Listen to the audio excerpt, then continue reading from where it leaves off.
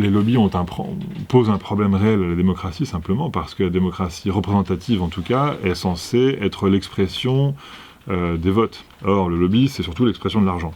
Bonjour à tous, moi c'est Camille. Et moi c'est Jérémy. Et aujourd'hui on a pris le train jusqu'à Bruxelles pour vous parler des lobbies européens. Avec les élections européennes qui approchent, on s'est dit que c'était pas mal de faire le point sur ces groupes qui font pression sur les parlementaires pour faire passer des lois. Direction le quartier européen.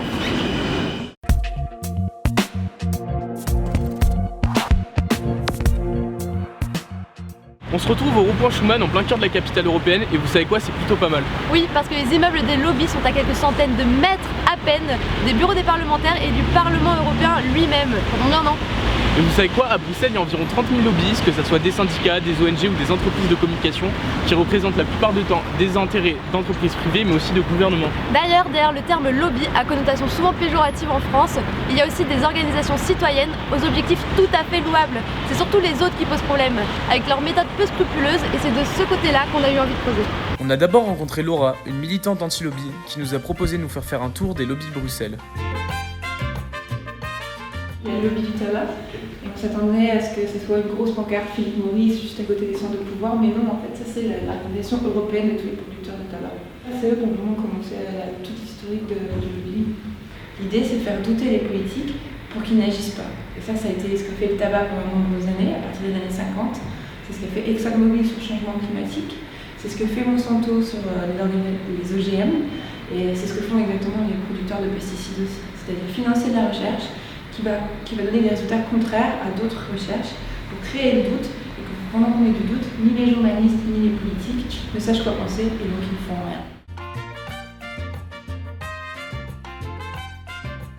Sidley Austin, c'est une boîte d'avocats. Quand vous regardez leur site internet, ils vous disent qu'ils aident les entreprises et les gouvernements à modeler les règles européennes. Donc c'est clairement du lobbying.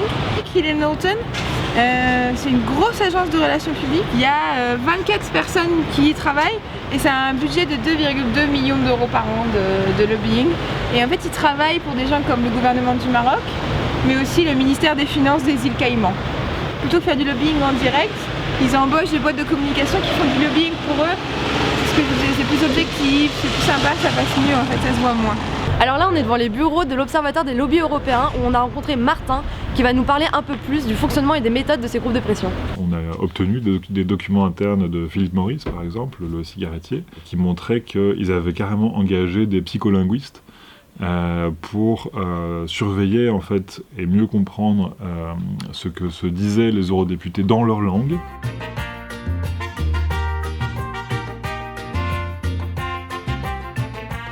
Donc vous imaginez le coup, vous envoyez comme ça des psycholinguistes en 15 langues, comme ça, aller espionner les eurodéputés, pour savoir quels étaient leurs justement, effectivement, quels étaient leurs goûts, quels étaient leurs centres d'intérêt, pour mieux, éventuellement, les influencer.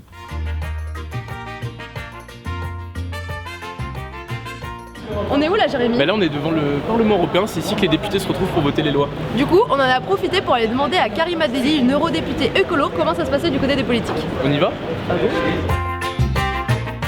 Je suis arrivée au Parlement européen, j'avais même pas encore déballé mes cartons pour m'installer dans mon bureau et j'ai reçu un questionnaire. Le questionnaire disait « Bonjour Madame Delli, bravo pour votre élection.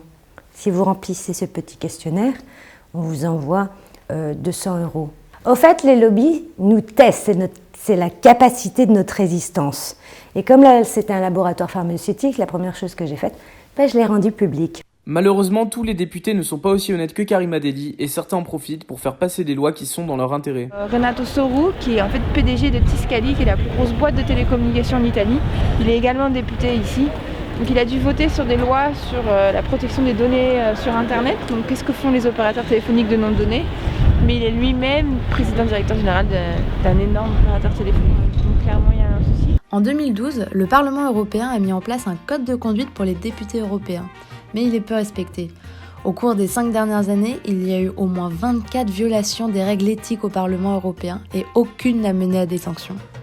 Bon, ça fait un peu peur, mais si on s'investissait un peu plus au niveau européen, peut-être qu'on arriverait à rééquilibrer le rapport de force. T'en penses quoi, toi? Ouais, je suis plutôt d'accord, parce que comme on a vu tout au long de la journée, le Parlement européen, il a autant besoin de l'action de lobby que de l'action des citoyens. Donc ça vaut peut-être le coup de s'y intéresser un peu plus. Et vous, qu'est-ce que vous en pensez? Donnez-nous votre avis sur le site des haut-parleurs.